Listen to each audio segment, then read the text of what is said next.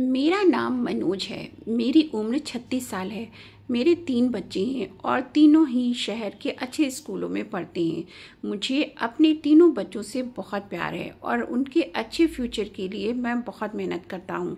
मेरी अपनी कपड़े की दुकान है जो आजकल कुछ कम चलती है। मेरी शादी मेरी एक दोस्त से हुई थी। वह है तो बहुत खूबसूरत मगर ज़बान की बहुत तीखी है। जो दिल में आता है वह मुंह पर बोल देती है, फिर चाहे वह सामने वाले को अच्छा लगे या ना लगे। मैं अक्सर उसे समझाता हूँ कि ऐसा नहीं करना चाहिए। अगर तुम्हें किसी की बात बुरी भी लगती है तो मुंह पर मत बोला करो, लेकिन उसे मेरी बात समझ ही नहीं आती थी। वह कहती थी कि डरपोक नहीं हूँ, बहादुर हूँ, कि दूसरों के मुंह पर ही उनकी बुराई उन्हें बता देती हूँ। लेकिन मुझे उसकी यह आदत पसंद नहीं आती थी। लेकिन अक्सर मैं उसकी इन बातों को नज़रअंदाज कर जाता था। उसकी इन हरकतों की वजह से आजकल मैं उससे कुछ खिंचा खिंचा सा रहने लगा था। कम से कम इंसान को बोलने से पहले बात का ख्याल तो रखना चाहिए कि सामने वाले को उसकी बात बुरी भी लग सकती है। आजकल दुकानदारी कम होने की वजह से मैं बहुत परेशान रहने लगा था। हालांकि मैं भगवान में विश्वास करने वाला आदमी था। दुकान खोलने से पहले मैं भगवान की आरती किया करता था कि भगवान मेरा बिजनेस खूब फले फूले, लेकिन मुझे लगने लगा था कि जैसे भगवान मुझसे नाराज हो गया है। दिन उसी तरह गुजर रहे थे। एक दिन मैं दुकान पर बैठा हुआ था, कोई भी ग्राहक नहीं आया था। दोपहर हो चुकी थी लेकिन एक भी ग्राहक की शक्ल नहीं देखी थी। गर्मी के दिन थे और गर्मी के मारे बुरा हाल था। लाइट भी चली गई थी और मैं हाथ से पंखा चला रहा था। मेरी नज़र सामने वाले कपड़े की दुकान पर जमी हुई थी, जहाँ एक के बाद एक ग्राहक आ रहे थे और ढेरों खरीदारी करके जा रहे थे। ऐसा नहीं था कि मेरी दुकान छोटी थी या कपड़ा अच्छा नहीं थे। मेरे पास हर तरह का कपड़ा मौजूद था, लेकिन फिर भी लोग मेरे पास कम ही आते थे। मैं अभी उस दुकान पर नजरें जमा बैठा हुआ था, तब अचानक एक तरफ से एक भिखारन आकर मेरी दुकान के सामने खड़ी हो गई और हाथ फैलाकर मुझसे कुछ मांगने लगी। मगर मेरा ध्यान तो सामने वाली दुकान की तरफ ही था। मेरे दिल ने एकदम से भगवान से शिकायत कर दी कि मेरी दुकान पर आखिर क्यों कोई नहीं आता। तभी उस भिखारन ने ऊंची आवाज़ में कहा, बापू जी मुझे कुछ कपड़ा दे दो। उसकी तीखी और तेज़ आवाज़ सुनकर मैं चौंक कर उसे देखने लगा और देखता ही रहा। वह ऊंची लंबी एक जवान और खूबसूरत औरत थी। एक घिसा हुआ पुराना सा सूट पहन रखा था जो काफ़ी गंदा हो चुका था। पाँव में पुरानी सी चप्पल थी, जबकि उसके गोरे रंग पर नाक में एक लौंग भी दमक रही थी जो उससे गोल चेहरे पर बहुत खूबसूरत लग रही थी। चेहरे पर जगह जगह मिट्टी भी लगी हुई थी, फिर भी वह अच्छी लग रही थी। मैंने उसे देखा तो बस देखता ही चला गया। उसके चेहरे पर इतनी मासूमियत थी कि उसे देखकर दिल ही नहीं भर रहा था। उसने मुझे खोया हुआ देखकर फिर से कहा, बाबू जी कुछ कपड़ा दे दो, मैं भिखारन हूँ। उसकी विनती सुनकर मैं होश में आ गया, उसकी तरफ ध्यान दिया। वह हसरत भरी निगाहों से मेरी दुकान में लगे कपड़ों को देख रही थी। मैंने कहा, दे दूंगा, पहले ये बताओ कौन हो तुम। उसने कपड़ों से नजरें हटाकर मुझे देखा और कहा, मेरा नाम सीमा है, मैं एक भिखारन हूँ। मुझे उसका नाम काफ़ी प्यारा लगा था। मैंने फिर से पूछा कि कहाँ से आई हो। उसने बताया कि यहाँ से कुछ दूर एक वीरान जगह पर मेरा बसेरा है, वहाँ पर झोपड़ी में रहती हूँ। मैंने सुनकर सर हिला दिया और एक खूबसूरत सा सूट उसे निकाल कर दे दिया कि ये लो। कपड़े लेकर वह बहुत खुश हुई और अपनी थैली में डाल दिया। धन्यवाद बाबूजी। उसने मेरे द्वारा दी गई चुन्नी को अपने सर पर डाल लिया था। कहने लगी, मैं अच्छी लग रही हूँ ना। वह सच में ही उस चुन्नी में बहुत प्यारी लग रही थी। मैंने कहा, हाँ अच्छी लग रही हो। उसने दोबारा से मेरा धन्यवाद किया। उसने वह कपड़े पैक करके थैली में डाले और मुँह ही मुँह में कुछ गुनगुनाती हुई दुकान से निकलकर अपने रास्ते पर चली गई। मैं अभी तक उसकी गुनगुनाहट और चेहरे पर छाई खुशी में खोया हुआ था। अभी उसे गए 5 मिनट ही हुए थे कि एक औरत कपड़े लेने आ गई। मैंने उस भिखारन को अपने दिमाग से निकाल दिया और उस औरत को कपड़े दिखाने लगा। अभी मैं उस औरत से फ्री हुआ था कि 2-3 औरतें और आ गईं और कपड़े देखने लगी और फिर यह सिलसिला चल निकला। अभी पहला ग्राहक जाता नहीं कि दूसरा भी आ जाता और फिर सारा दिन यही हाल रहा। मेरी दुकान पर ग्राहक बढ़ते ही जा रहे थे। एक एक ग्राहक कम से कम 10 सूट खरीदता। अब मेरे पास इतना समय भी नहीं बचा था कि मैं बैठकर देखता कि सामने वाली दुकान पर कितने ग्राहक आते हैं और इतने गए। सारा दिन मेरे पास ग्राहकों की लाइन लगी रही। शाम तक मेरे सारे कपड़े बिक चुके थे और आज पहली बार इतने ग्राहकों को निपटा कर और लगभग खाली दुकान को देखकर हैरान रह गया कि आज यह सब कैसे हो गया कि एक ही दिन में इतने ग्राहक आए और सारी दुकान खाली हो गई।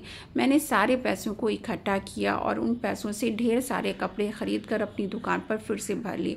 बाकी बचे हुए पैसों को घर लेकर आया और अपनी पत्नी को जाकर ये सब बताया, जिस पर वह बहुत खुश हुई और भगवान का धन्यवाद किया। अगले दिन रूटीन के मुताबिक मैं फिर से दुकान पर पहुंचा और ग्राहकों का इंतज़ार करने लगा, लेकिन उस दिन फिर से वह भिखारन सबसे पहले मेरी दुकान पर आ खड़ी हुई। लेकिन मैं ये देखकर हैरान हो गया कि उसने कल वाला ही वही गंदा सा सूट पहन रखा था। हालांकि कल मैंने उसे एक नया सूट दिया था, फिर भी वह वही गंदा पुराना सूट पहनकर आ गई थी।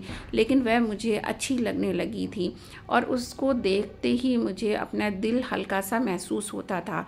उसने कल की तरह आज फिर कहा, बाबू मुझे कपड़े दे दो। वह इतने नरम और प्यारे शब्दों में मुझसे कपड़े मांगती थी कि मैं मना ही नहीं कर पाता था। ऊपर से उसका हसीन चेहरा मुझे इनकार करने ही नहीं देता था। मैंने आज भी बिना कुछ कहे उसे कपड़े दे दिए।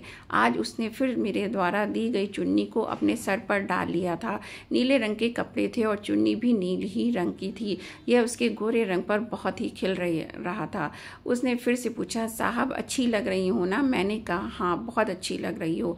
मेरी बात सुनते ही वह झट से कपड़े उठाती हुई दुकान से बाहर निकल गई और मैं देर तक उसे जाता देखता रहा। उसके जाने के बाद आज फिर से मेरी दुकान पर ग्राहकों की भीड़ लग गई थी। मैं दिन भर उनमें बिजी रहा। एक दिन के बाद एक ग्राहक आता ही गया। मैं थक गया था और दोपहर के खाने के समय हो गया था। अगर अभी भीड़ थी कि कम होने का नाम ही नहीं ले रही थी। मैंने सोचा कि अकेले तो मैं संभाल नहीं पाऊंगा, तो कोई लड़का काम पर रख लेता हूँ। उसी दिन भी मेरी सोच से कहीं ज़्यादा आमदनी हो गई थी। मैं बहुत खुश था। उसी शाम को लड़के को अपनी दुकान पर काम करने के लिए रख लिया। मैंने उससे बोला कि मैं महीने की आखिर में तुम्हें सैलरी भी दूंगा। वह राज़ी हो गया। इस तरह वह लड़का मेरी दुकान पर काम करने लगा। ज़िंदगी रूटीन के मुताबिक गुजरती रही और मेरी दुकान दिन ब दिन तरक्की करती गई। लेकिन इस बीच वह भिखारन भी रोज़ आती है और मुझे फ्री के कपड़े लेकर जाती है। लेकिन मैंने कभी उसे नए सूट पहने हुए नहीं देखा था। जो मैंने उसे दिए थे उनमें से उसने एक भी सूट नहीं पहना था, बल्कि हमेशा वही अपना गंदा पुराना सूट पहनकर ही आती थी।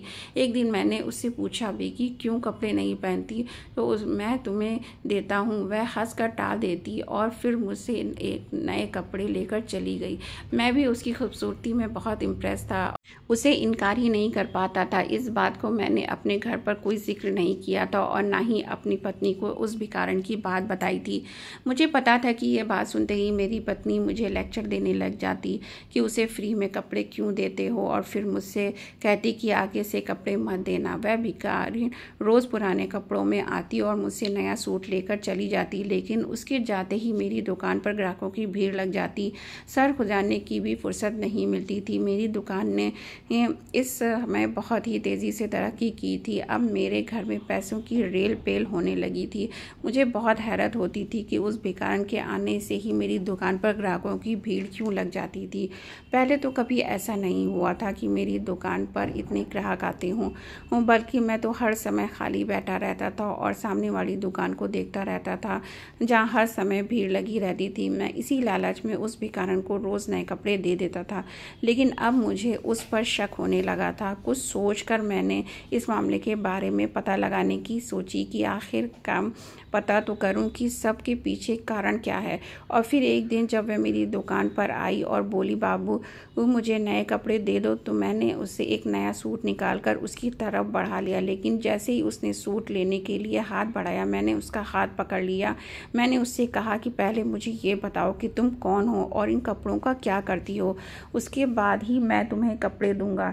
मेरी बात सुनकर वह परेशान हो गई और बोली कि मैं पहनती हूँ।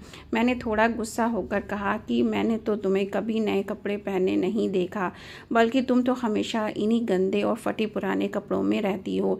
वह कहने लगी, बाबू मैं अपनी शादी के लिए उन कपड़ों को इकट्ठा कर रही हूँ।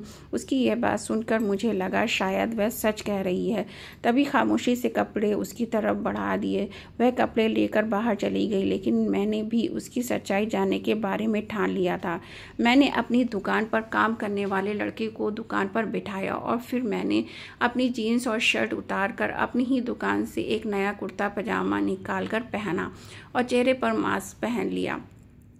मेरे साथ काम करने वाला लड़का मुझे इस तरह हुलिया बदलते देखकर चौंक गया और पूछने लगा कि मैं ये सब क्यों कर रहा हूँ, मगर मैंने उसके सवाल का कोई जवाब नहीं दिया और उसे दुकान का ख्याल रखने का कहकर दुकान से बाहर निकल गया।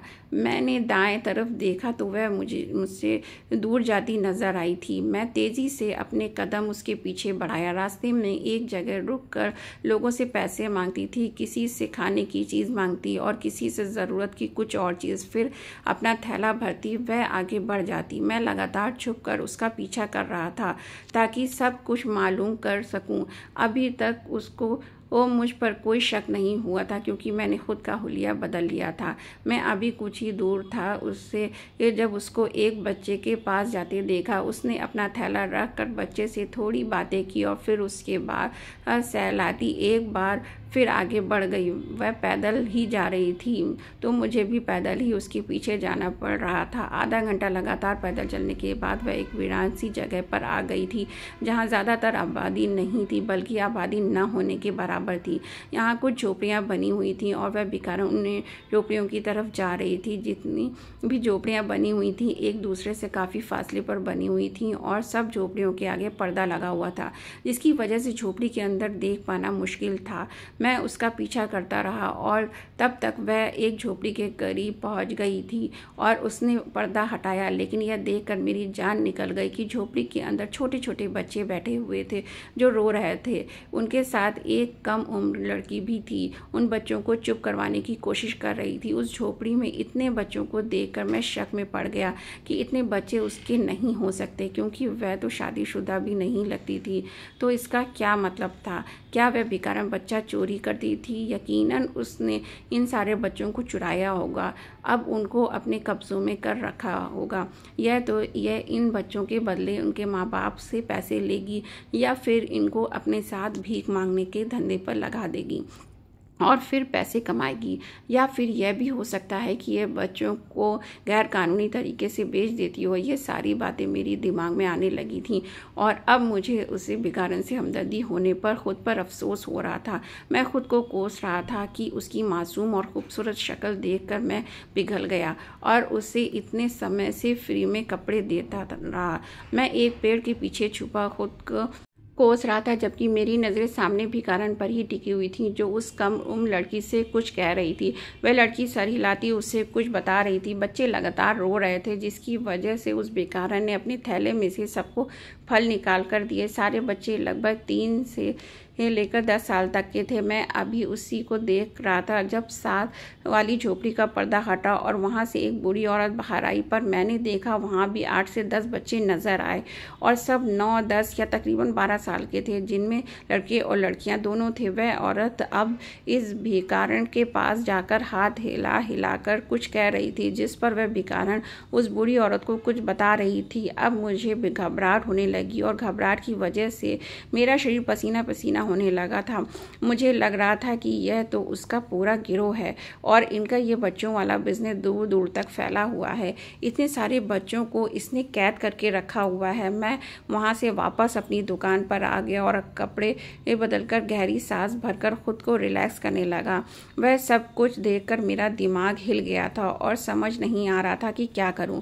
मैंने काम करने वाले लड़के को छुट्टी दी और दुकान बंद करके घर आ गया था।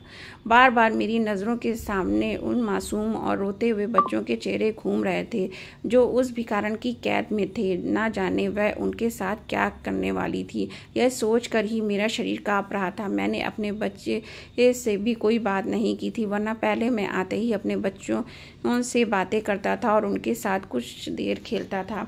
मेरी परेशानी को मेरी पत्नी भी भाप गई थी। मुझे यूँ चुप देखकर मेरी पत्नी ने पूछा, क्या हुआ, इतने परेशान क्यों हो? पहले तो ऐसा कभी परेशान नहीं नहीं हुए।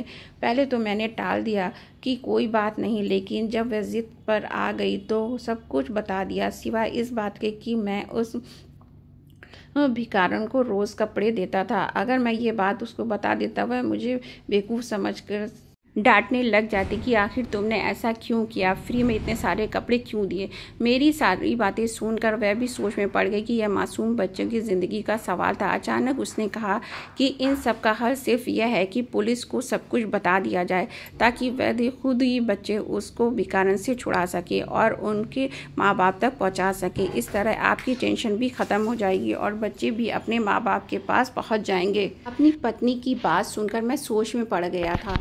क्या वो तो ठीक रही थी? यहाँ बात एक तो बच्चे की नहीं बल्कि 20-25 बच्चों की थी जो उस भिखारन की कैद में थे और अपनी माँ बाप से दूर तड़प रहे थे। एक अकेला मैं उस भिखारन से नहीं लड़ सकता था और फिर उसके पूरे ग्रोह को पकड़ने बहुत मुश्किल काम था। पुलिस ही सारे मामले का अच्छे से हैंडल कर सकती थी। अगर मैं अकेला ही इस मामले में पड़ता तो शायद मैं खुद भी इस मामले में फंस सकता था।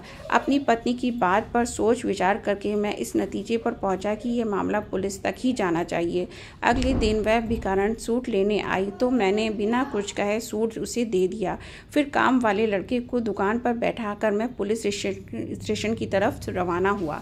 पुलिस स्टेशन पहुंचकर मुझे आधा घंटा इंतज़ार करना पड़ा और फिर इंस्पेक्टर के फ्री होने पर मैंने उसके पास जा पहुंचा। इंस्पेक्टर के पूछने पर मैंने सब कुछ बता दिया, जिसे सुनकर इंस्पेक्टर ने कहा कि वह खुद इस मामले को हैंडल करेगा। पुलिस वाले ने कहा कि तुम हमें बस उस जगह की लोकेशन बता दो या फिर हमारे साथ चलो। मैंने इंस्पेक्टर को उस जगह के बारे में बताया और कहा कि मैं आपके साथ ही जाऊंगा ताकि सब कुछ अपने आंखों से देख सकूं। मैं इंस्पेक्टर से कुछ देर और बात की और फिर वहां से निकल आया। रूटीन के मुताबिक काम निपटाया। शाम को इंस्पेक्टर का फ़ोन आ गया कि वह इसी समय रेड करने वाले हैं ताकि जल्द से जल्द बच्चों को छुड़ाया जा सके और उनके माँ बाप तक पहुँचाया जा सके। कहीं ऐसा ना हो कि उन्हें देर हो जाए और वह भिखारन बच्चों को आगे कहीं पहुंचा दे। मैं उसी समय पुलिस थाने की तरफ रवाना हुआ और इंस्पेक्टर से जाकर मिला। इंस्पेक्टर पूरी तैयारी में था। 15 पुलिस वालों की टीम तैयार थी और फिर मेरे आते ही सब उसे वीराने की तरफ रवाना हुए। रास्ते में वह मुझे मेरे बारे में भी पूछ रहा था कि मैं कौन हूँ, क्या करता हूँ, तो भी मैं भी बिना कुछ छुपाए उसने अपने सारे बातें बता दी और फिर छुपाने वाली तो कोई बात नहीं थी। इस बीच वह मुझे जुर्म करने वाले लोगों के बारे में भी बता रहा था कि कैसे लोग एक दूसरे के दुश्मन बनकर एक दूसरे को नुकसान पहुंचा रहे हैं। अपने फ़ायदे के लिए दूसरों को मारने, लूटने, उन्हें नुकसान पहुंचाना बहुत आम हो गया है। वह कहते थे ना कि अपना काम बनते और भाड़ में जाए जनता। मैं पुलिस इंस्पेक्टर की बातों में सहमत था। बातों बातों में हम उस वीरान के पास पहुंच चुके थे। इंस्पेक्टर ने गाड़ी को कुछ दूर ही रुकवा लिया था और अपने पुलिसकर्मियों को कहा कि झोपड़ियों की चारों तरफ से घेरने को बोल दिया और सारे पुलिसकर्मियों ने झोपड़ियों को चारों तरफ से घेर लिया। मैं गाड़ी के अंदर ही बैठा था क्योंकि पुलिस इंस्पेक्टर ने मुझे बाहर आने से मना कर दिया था कि बाहर आने में तुम्हें खतरा हो सकता है। ऐसा ना हो कि कोई ग्रोह के लोग हमला कर दें, ऐसे में तुम्हारी जान को खतरा हो सकता है। मैं भी गाड़ी के अंदर बैठा ही उन लोगों की कार्यवाही देख रहा था। झोपड़ियों का घेर लिया गया था और वह इंस्पेक्टर उस भिखारी को बाहर आने के लिए कह रहा था। इंस्पेक्टर की आवाज़ सुनकर वह भिखारन, वह बूढ़ी औरत और वह कम उम्र लड़की बाहर आ गए थे। इंस्पेक्टर ने कहा कि फौरन अपने आप को हमारे हवाले कर दो। वह तीनों कुछ परेशान सी लग रही थी। मैं दूर बैठा उनके चेहरे के हाव भाव को देख सकता था।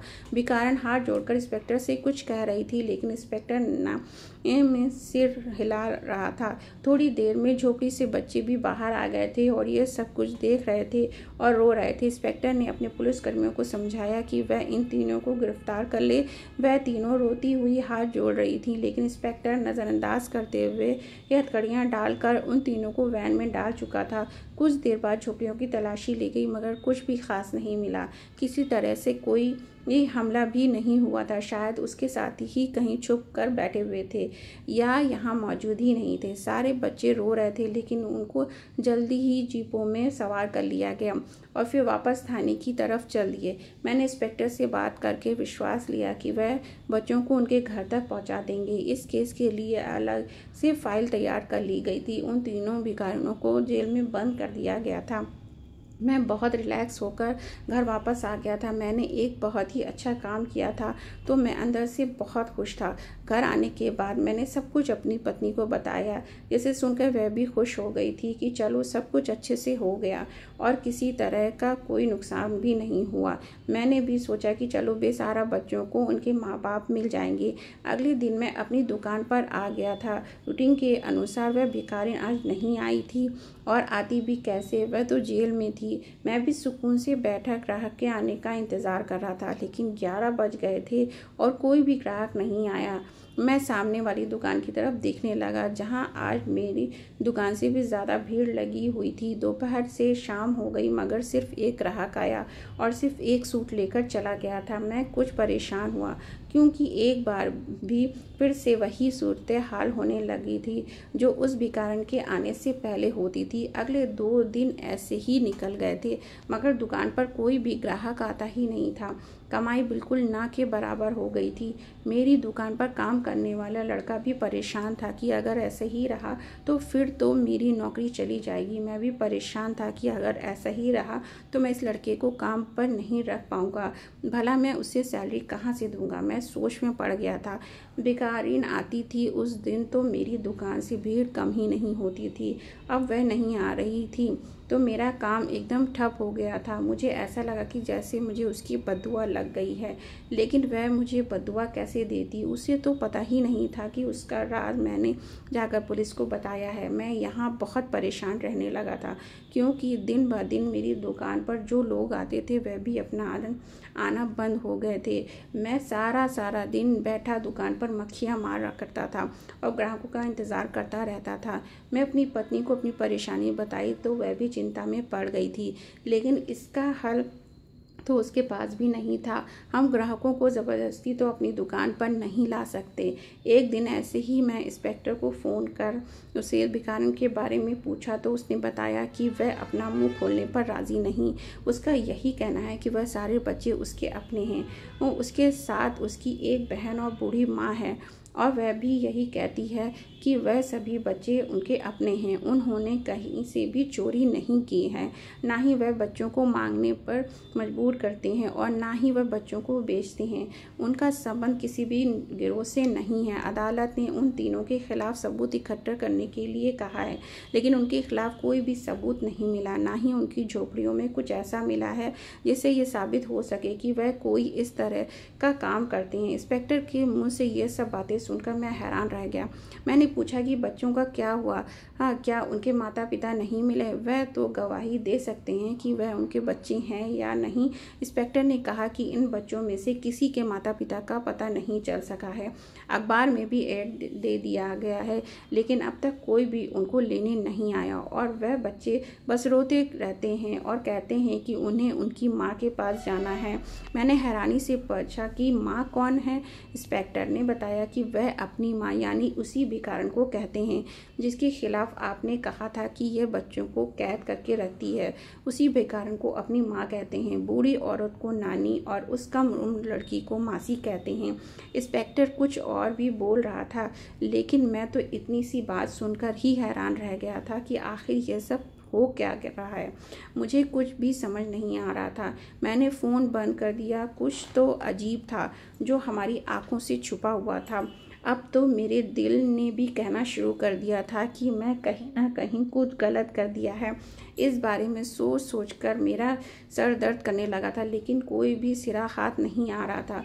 बच्चों के लिए भी अखबार में ऐड दे दिए गए थे, लेकिन किसी ने भी अपना बच्चा नहीं कहा था और ना ही कोई बच्चे को लेने आया था।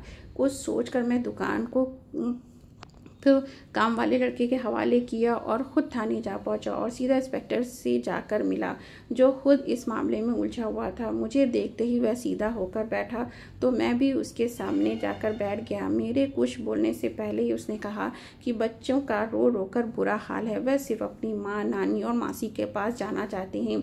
मैं उनमें से जो कुछ बड़े बच्चे थे उनसे पूछताछ की है। उन्होंने बताया कि उनकी माँ ने कभी उन्हें मारा भी नहीं। वह अपनी नानी और अपनी मासी के साथ रहते हैं। और यही नहीं, उन बच्चों ने बताया कि जब से उन्होंने होश संभाला है तब से ये उन्हें तीनों के साथ रहते हैं। हाँ, उन बड़े बच्चों ने ये भी बताया कि कभी कभी माँ किसी नए बच्चे को ले आती है और फिर वह भी हमारे साथ ही रहने लगता है और फिर कहीं नहीं जाता।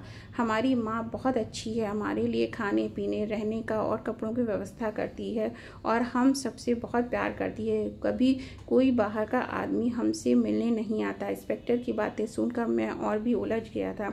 मैं इंस्पेक्टर से पूछा, तो इन सब का क्या मतलब है? इंस्पेक्टर ने कहा कि मुझे तो लगता है कि आपने जो कुछ बताया था वह सिर्फ गलतफहमी है। इन तीनों के खिलाफ हमें कोई भी सबूत नहीं मिले हैं। ज़रूर आपको कोई गलतफहमी हुई होगी। अभी मैं उन औरतों से पूछताछ करने ही जा रहा था कि आप आ गए। मैंने कहा कि मैं भी चलता हूँ। मैं इंस्पेक्टर के साथ उन तीनों औरतों के पास आ गया जो एक ही जगह बंद थे। उन तीनों की हालत पर मुझे बहुत दया आई। ये साफ मतलब था कि लेडी इंस्पेक्टर ने उनसे सब कुछ उगलवाने के लिए उन पर हाथ साफ किया था।